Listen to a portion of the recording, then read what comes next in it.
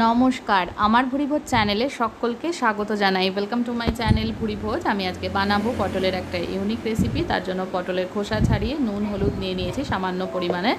পটলে নুন আর হলুদটা ভালোভাবে মাখিয়ে নিতে হবে। এখানে গোটা পটলটাকে মাঝখান থেকে একটু চিড়ে নিয়েছি আর এর মধ্যে নুন আর অল্প পরিমাণে নুন আর হলুদ ভালোভাবে মিশিয়ে নিচ্ছি।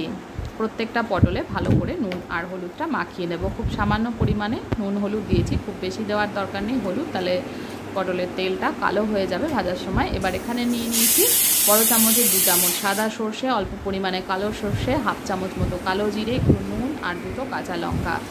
এবার এর মধ্যে দিয়ে দেবো জল। জলে আমি এই সমস্ত কিছু একটু ভিজিয়ে নেব। এর মধ্যে আমি 1 চামচ গোটা পোস্ত অ্যাড করে দেবো।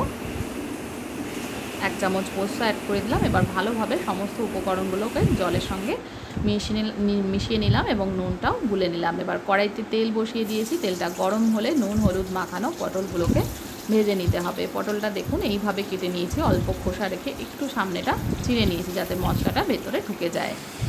এখানে মশলাটা বাটা হয়ে গেছে। সর্ষে, পোস্ত, কালো জিরে, কাঁচা লঙ্কা এগুলো ভালো করে বেটে নিয়েছি জল দিয়ে। আর এখানে নিয়েছি বড় সাইজের ক্যাপসিকামের হাফ টুকরো করে নিয়েছি। প্রত্যেকটা পটলকে কিন্তু ভালো করে ভেজে নিতে হবে। দুটো পিঠই কিন্তু খুব ভালোভাবে লাল করে ভেজে নিতে হবে। পটলের যে কোনো রেসিপিতেই আমি বলেছি পটল ভালো করে ভেজে না নিলে কিন্তু খেতে ভালো হয় না। আর এই রেসিপিটার ক্ষেত্রে একটু কচি পটল নিলে কিন্তু খেতে আরও ভীষণ ভালো লাগবে। সমস্ত পটল আমি দুবারে ভেজে নেব। প্রথম লটের পটলগুলো ভাজা হয়ে গেছে। এবার বাকি পটলগুলো একইভাবে দুটো পিঠ লাল করে ভেজে নিতে হবে। সমস্ত পটল একবারে দিয়ে দিলে কিন্তু ভালো করে ভাজা হতো না, কারণ আমি তেলের পরিমাণ খুব বেশি দেইনি, সেই জন্য আমি পটলগুলোকে দুবারে ভেজে নিচ্ছি। আর পটল ভাজতে কিন্তু খুব বেশি তেলের প্রয়োজনও হয় না, অল্প তেলেই ভালো করে ভাজা হয়ে যায়। এবার আমি ক্যাপসিকামটা ভেজে নিচ্ছি। এবার এখানে আমি একটা বড় সাইজের ক্যাপসিকামের হাফ ক্যাপসিকামকে টুকরো টুকরো করে এইভাবে কেটে নিয়েছি। ক্যাপসিকাম দিলে কিন্তু রেসিপিটা অসাধারণ হয় খেতে আর হেলদিও হয়। এর মধ্যে দিয়ে দিলাম হাফ চামচ কাঁচা লঙ্কা বাটা। কাঁচা লঙ্কা বাটাটাকেও তেলের ওপরে কিন্তু একটু কষিয়ে নিতে হবে ক্যাপসিকামের সাথে। কাঁচা লঙ্কা বাটাটা কষানো হয়ে গেছে। এবার এর মধ্যে দিয়ে দেব পোস্ত, সর্ষে, কাঁচা লঙ্কা, কালো জিরে বাটাটা দিয়ে দিচ্ছি। আর নুনটা কিন্তু আগেই দেওয়া ছিল। নুন দিয়ে বাটলে কিন্তু কখনোই সর্ষে তেতো লাগবে না, আর সাদা সর্ষে মিশিয়ে নিলেও কিন্তু সর্ষেটা তেতো লাগে না। এর মধ্যে এবার কালারের জন্য একটু হলুদ গুঁড়ো দিয়ে দিলাম। হলুদ গুঁড়োটা চাইলে আপনারা স্কিপও করতে পারেন, তবে কালারটা দেখতে ভালো লাগার জন্য একটু হলুদ গুঁড়ো অ্যাড করলাম। এবার ঝোলটা কিন্তু অনেকটা ঘন হয়ে এসছে। এবার আমি এর মধ্যে দিয়ে দেব সামান্য পরিমাণে একটু চিনি অ্যাড করে দিলাম। যারা চিনি পছন্দ করেন না একেবারেই, তারা চিনিটা স্কিপ করতে পারেন, তবে চিনি দিলে কিন্তু যে কোনো নিরামিষ রান্নার স্বাদটা অনেক বেশি, অনেক গুণে বেড়ে যায়।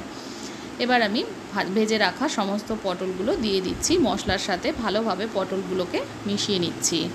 কালো জিরেটা বেটে দেওয়াতে কিন্তু এটার একটা সম্পূর্ণ একটা আলাদা টেস্ট বেরোবে, আর ক্যাপসিকাম দেওয়াতে অসাধারণ লাগে খেতে।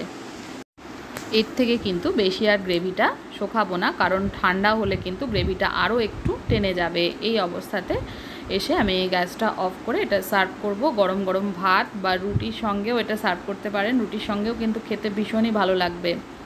এটা তৈরি হয়ে গেছে। এবার একটা পাত্রে আমি এটা সার্ভ করে দিচ্ছি। মাখা মাখা হয়ে গেছে একদম। দেখুন এটা পটলগুলো কিন্তু খুব ভালোভাবে সেদ্ধ হয়ে গেছে। যেহেতু আমার আগেই ভালো করে ভেজে নিয়েছি, পটল কিন্তু সেদ্ধ হতে বেশি টাইম লাগবে না।